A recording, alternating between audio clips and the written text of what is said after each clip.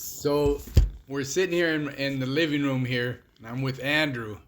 Andrew's one of the most intelligent people that I know, and also um, a pleasure to be around. And he also happens to be my son. Um, so Andrew, tell everybody hello. Hello. So Andrew, tell us about where you grew up and what you do for a living, and a little bit of who you are. Grew up in Colorado entirely, really. We didn't move anywhere out of state. Bounced around from a apartment building, which I vaguely remember, only probably because of the swimming pool and the fun we had there. And the kite we tried to fly. That was ultimately much too heavy. And then I know we moved over to Downing Street. Lived there for, I don't even know, 15, 16 years? More? Yeah, more like 24 years. 24 years? Yeah. I moved out over to Sherman, and you moved up to Lakewood at the Flower. So Yeah. And tell us a little bit about your living situation now. rent a dumpy little tiny house with my brother Michael. It's not a great place, but it's at least affordable, and we get along well. So, in all, it could be worse. Yeah, and it's kind of typical of the market in Denver right now. It's just very, very expensive and hard for young folks. I mean, heck, even though it's a piece of junk, it's under market value for rent in the area, even for how cheap and crappy it is. That's why we stuck around. We don't particularly love the place, but we can afford to be there, so that's a pretty good prerogative to stick around. So tell people who Michael is, your brother Michael, and just the whole little family unit that we have, immediate family unit. Well, we got my dad here, who's running this series of interviews. We got Tom, who's now camping on top of the microphone, which is hilarious. Thanks, Tom. But Mom and Rolina.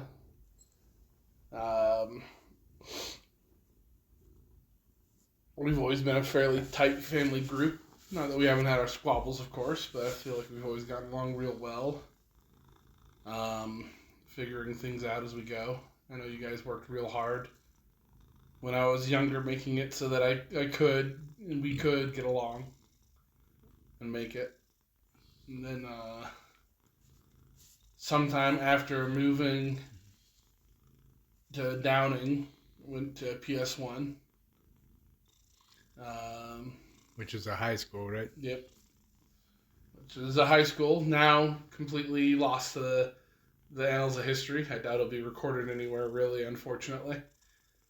But at PS1, I met Michael, who was a pretty key member of the small group of friends I had at PS1. Mike always had a bit of a rough go with his family, and upon graduating was more or less thrown to the wolves to sink or swim.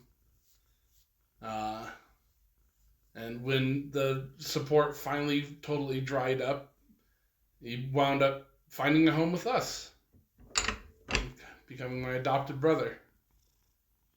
As my parents are just that generous and good. What can I say?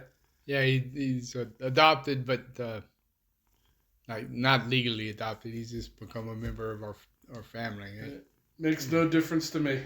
Yeah. But I don't know. I've always considered myself very lucky that people I've been surrounded with, especially since didn't really get much of a choice. So I think it worked out way better than anyone could have ever expected in a weird way. I've been completely blessed and lucky to have them around. All of them. Yeah, we all are. So, what are you doing for a living right now? Drive a trash truck for Sam's Hauling. which is probably the best job I've had in many, many ways. Wish it paid more, but I doubt you'll find someone out there who doesn't wish that. And yeah, and you've had a series of really kind of crummy jobs before this, right? Yep. Pardon me. That's kind of one reason I've definitely stuck around, finding a job that's not abusive or manipulative. Kind of a rarity, I feel like. So I've elected to stick around with it as long as I can. Although I should find something more long-term viable. Though I'm not sure what that'd be these days in the economy the way it is. So, what is your outlook of the world right now? Being a young person, I mean, what do you think of the world situation right now? Fairly nihilistic. I hate to break it to you.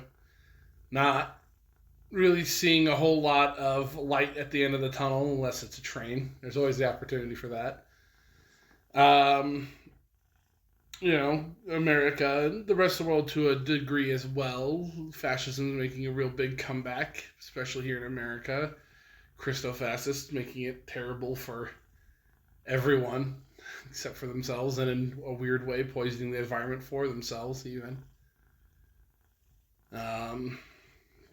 Environment's on the ticking time clock. Water's running out catastrophically. People are still moving here despite the lack of water, which is baffling. I don't know. It's not looking great. Yeah, that's really, in my opinion, I'm not gonna argue about how dire it looks, because nothing you're saying is untrue, but it's sad to see a young person feeling so hopeless. Yeah. But I understand what you're saying. Nothing that you said is not untrue.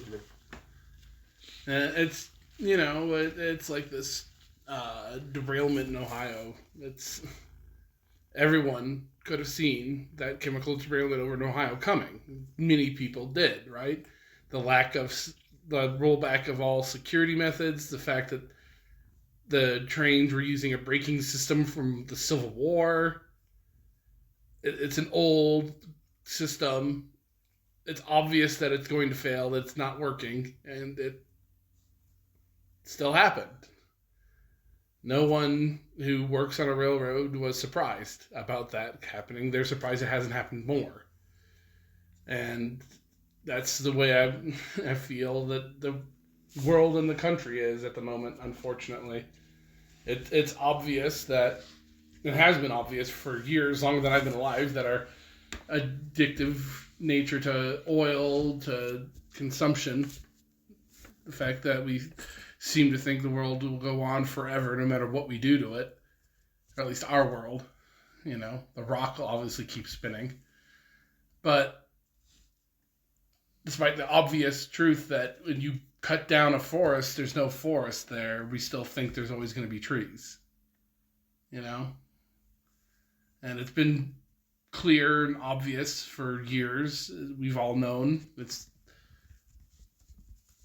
But we do it, and the people who have the power, have bought the power, continue to do it.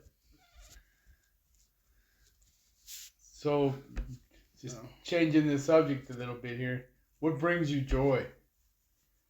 I know, you're not totally miserable all the time watching the world go down the tubes. What brings you joy? Oh, small things. I like to ride my motorcycle. That's very enjoyable. I enjoy driving as long as it's not in traffic. I don't need necessarily go anywhere super fast. I just like the aspect of traveling. Wish I could do it greater distances and into more foreign places, but it's not really a viable option for me.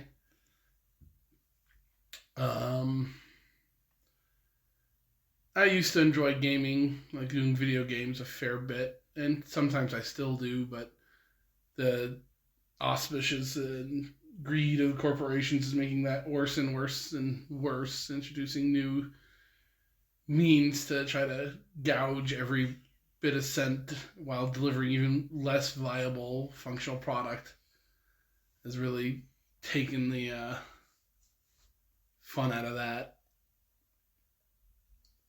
And I know recently, a few times in our conversations, you talked about how much you appreciate nature and the wonders of nature more and more. Does that bring you joy? Am I putting words in your mouth? Yeah, it gives a moment of awe. In many ways, it's kind of also tinged with the negative outlook, unfortunately, in that these are all going away. What kind of motorcycle do you got? Super Tenere. It's a larger touring motorcycle. And why'd you pick that? So I could try to do a few trips with it. Something more long range. And it seems like a really cool bike. It's huge. It's a lot of fun. For people who don't know Andrew, he is a gentle giant. He's a very big guy who's very kind and sweet. And if you don't know him, you might be a little intimidated by him, but after spending 5 minutes with him, you're not intimidated anymore. So I mean, what keeps you going, even though you spoke a lot about this, but every day you get up and you keep going. What keeps you going? Oh, just a fair degree of dark humor and morbid curiosity. The base fuel for going on. I can't help but be curious what's all going to happen. Not necessarily optimistic, but curious at least. And like I said, I have a fairly dark sense of humor. And, it's watching someone walking forward on the rake to a rake and stepping on the tines and smacking them in the face. And you knew it was going to happen. It's still kind of funny. That's, in a way, what I feel about humanity's momentum forward. As long, like I said, the small things, the small joys I can get out of life. I like to pet my cat and visit with my family, that kind of thing. Yeah, you got a sweet little kitty. So in high school, or a little bit before high school, actually, you're having some trouble in school, and we had you diagnosed or evaluated and diagnosed, and they concluded that you're ADHD, attention deficit Hyperactivity disorder. Yeah. So what are your thoughts on that? Do you think that diagnosis is accurate? How do you think it's affected you? What do you think? I mean, I definitely have a number of the symptoms generally associated with ADHD. And if it's not ADHD, then I'm probably somewhere on the very high functioning end of the autism spectrum, which a lot of doctors actually believe is pretty much the same thing. ADHD just being the upper echelons of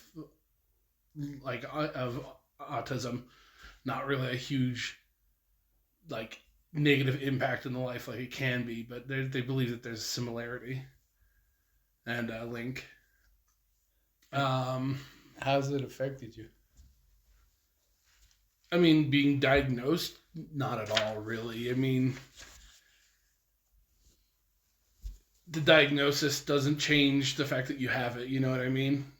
But the ADHD itself, it makes things harder to do, harder to enjoy. It's harder to focus on long tasks. A real big one I deal with is time blindness. it's very easy for me to misplace large chunks of time.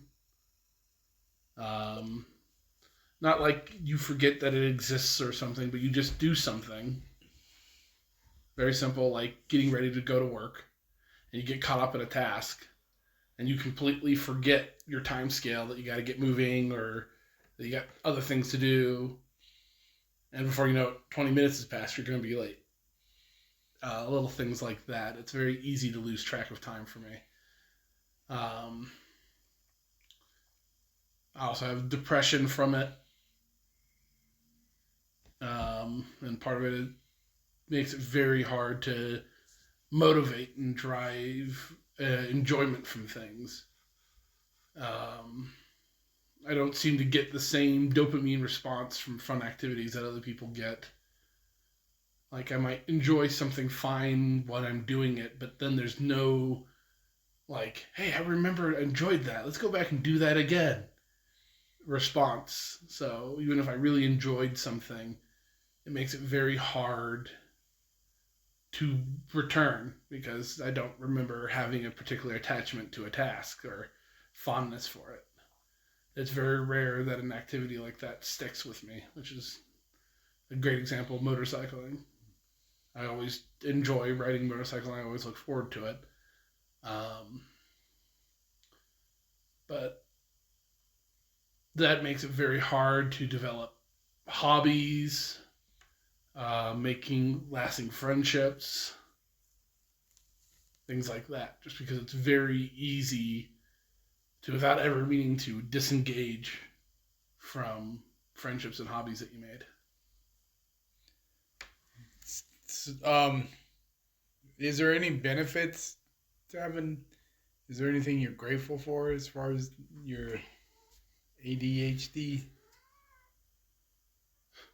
Well, if you're doing a task you particularly dislike or is tiresome, the time blindness can make that go by a little bit easier. You're not watching the clock, Sometimes when you're doing something and you don't like it, it feels like it takes an eternity to do the task, right? Even though, still just took like 30 minutes or whatever, it feels like forever. Being more or less inured to that can really be nice. It helps when I have to pull longer shifts at work because I can easily distract myself out of going, man, I wish I was home right now. I should have been home 45 minutes ago or whatever with something else and not mind the passage of time so much. It definitely makes it easier to forgive slights and wrongs because at the same time when I have a hard time gaining a positive enjoyment out of activities, it also makes it incredibly easy because I don't get the hard, heavy negative impact either. Makes it very easy to forgive and forget people's transgressions, and other, like, something really sucked about doing something, I can just kind of like let it go a lot easier than some people. I don't really hold a grudge. I don't know if I'm really able to. Yeah, I've seen that. It's always amazed me your whole life how you could be incredibly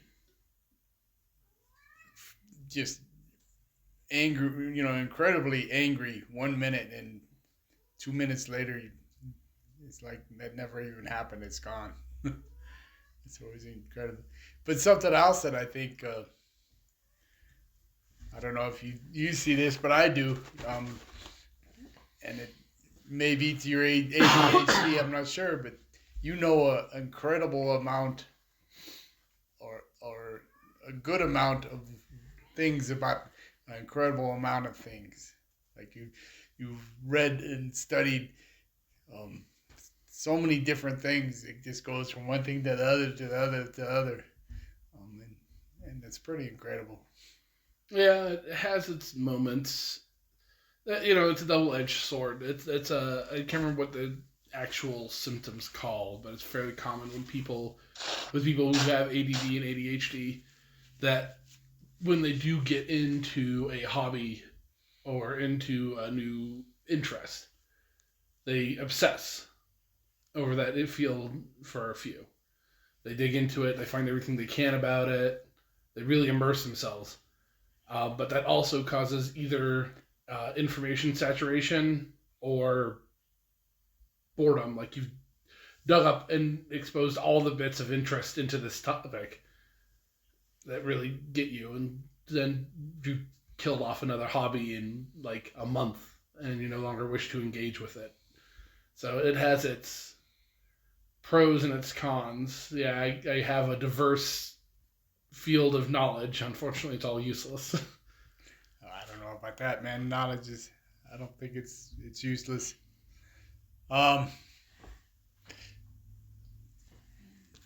else is I gonna ask you about? I got other things I'm gonna ask you about. Like, what's your hopes for the future? Do you have any? I mean, where do you see things going? I don't know. I've always had relatively small aspirations. All I've really wanted to be able to do was have a stable living condition, somewhere to live, own a house, a stable job, and to be able to do trips. I'd like to travel and see things, before we destroy it all. I don't really have hopes of that, though. It's too expensive. But you've done some traveling. I've done some traveling, and I'll be paying for our Alaska trip for years, literally years. So it was a great trip. I don't regret it, and I don't want to, poison any thoughts of it for you or myself. That's a simple fact. Is I literally have a 10-year loan to pay for that trip. So, and I'll be paying it off quicker because I'm pretty aggressive with paying them off, but that's the simple fact of it. As much as I'd love to travel places, it's just too goddamn expensive. And if I don't get to do it, though, I get way too sullen. So back to the way, how would you like your life to look? If, like, finances and outside influences weren't there, I mean, how would you like your life to look? I don't know, small house, somewhere quiet, away from people usually. Just mostly to be away from the noise. I don't necessarily hate people, but I've lived off of busy streets my whole life. I'm just really tired of hearing the cars drive by. So I'd like to be somewhere, with a bit of nature between me and the nearest road, whatever that is, even if it's a small one. Being able to do trips and being able to help support my friends in small ways. Someone has a hard time being able to provide assistance. That kind of thing. That's like I said, I've never wanted anything like fame or power or influence or something like that. I just kind of want to be left alone to be and try to find a little bit of peace. How about it, career or work? I'm not, again, take money and outside factors out of it. What would you like to do for a career or whatever, a job? I mean, in all honesty, I don't know. I still don't know. I know myself well enough to know that I need a few base things from a job. I need to not hate it. I prefer to be able to enjoy it. But I need to not hate it. I've worked at places that I've hated working for before, and I don't function. Sorry, go ahead. What kind of things would bring you? What would make that possible? A joy that you enjoy, a job you enjoy. That's ultimately the biggest problem that I have in searching for a career now. Is I don't know. What I would have loved the opportunity to do, and would still love the opportunity to do, is just to try jobs. And if money wasn't the thing, I'd just be trying careers until I found one that I really particularly meshed with. And then I'd probably focus on that. But it's, unfortunately not viable to hop between jobs and still make rent. So it's really hard to try to figure out what I would like to do. So I need to not hate the job I'm doing. I need to be able to be left alone to do it. Like, I don't mind working with other people, but I just can't be micromanaged. It gets tedious and exhausting. I don't have the emotional energy to handle it, really. I just wind up shutting down and trying to get away from the place as quickly as possible. Which is one of the things I like most about my current job is I get to drive around, so I get to kind of travel. I get to see things. It's not the same place. It's not a cubicle in a corner of some dusty building, you know. They leave me alone to do my job. They just give me a schedule and know that I'll get it done. And that I like that I'm just left alone to do it. I get to listen to what I want to listen to on the radio, be it audiobooks or a podcast or something similar. And I get to just be left alone to do what I need to do. And then I get it all done. And I get to have like my own little piece and move off when it's done. But yeah, so doing what I would do, I don't know if money was an issue, I don't know. But it'd probably start out with just a lot of trying everything, which is something I do enjoy. I like to just try new things as I can. So that's kind of like, and it's what I ask you about is like your micro world, your world around you. Give me an idea. How would you like the world, the macro, the greater world? The greater world. What would you like the world to look like?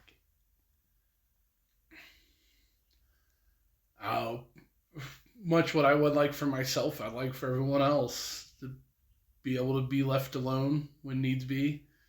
No one trying to force points of view or anything on you. Just, who cares if someone's gay or trans or what? Just let them live their goddamn life. Who cares what skin color they are? I wish that we didn't have to worry about these things. And the only reason I worry about these things is because there's these assholes out there who make it their business to be in everyone else's. So, just room for everybody to, as long as they're not hurting someone, do what they want to do. It's not a big deal. But not harming others. Yeah, I mean, obviously you can't be having people murder, rape, torture, that sort of thing. Obviously, it's not a healthy way to exist, but I heard it somewhere. As long as it hurts none, do as you will. And keep in mind that that applies to you as well. Just, that's it. Really, it's pretty simple. I just don't want anybody to have to worry about some monster harming them or hunting them because they want or need to express themselves in a different way. It's like, unless someone's actively harming you, just fucking let them be. It's simple. It's not hard. Yeah. You're causing yourself harm by freaking out about it, in fact. And you talked a lot about environmental stuff. How would you like the world to look like from a environmental nature perspective? Obviously, I'd love for all the harms to be reversed, the massive pollution, that sort of thing. More practically speaking, just a realization that if we don't act with severe measures now, ideally years ago, but now's what we got, then there won't be anything recognizable in 50 years. No one who studied the oncoming climate changes thinks that this is a long-term survivable thing. And even if it does survive, like if we do survive it somehow, it won't be an even appreciable percentage of humanity that does. It's rather clearly an existential threat of our own making, not even entirely from ignorance, but from malicious greed. So I'd like to see an actual engagement with that fact, because it's not totally too late. We are at times, a surprisingly intelligent and inventive species. And new opportunities and options come out every day from people who are immensely concerned about the future. And it'd be nice to see those properly engaged with sincerity towards preserving our habitat and the habitat of all the other creatures we exist with. The acknowledgement that we kind of need them. As it turns out, this is not some kind of closed system. We're not apart from nature. Yeah, and I know you love animals very much. That's part of this. Well, let's kind of just leave it there, Andrew. I just want to tell you that, and tell everyone, man, that not only are you my son, but you're also a very good friend, and I enjoy spending time with you and being with you, and you know, you're always there for us, and we try and be there for you, and who knows what the future holds, but I love you and I appreciate you. I love you too, Dad. And I think, once again, to the audience who is listening out there, it's a good sign of how great this man was of a father that I actively seek out to spend time with him, to engage with him, to be my friend. He's quite wonderful. And I don't think it could have ever been better. Yeah, Mom used to call me the Wonder Boy. She'd say, I wonder about that boy. Anyway, buddy, I love you. Thank you for spending time with me. Love you too, Dad.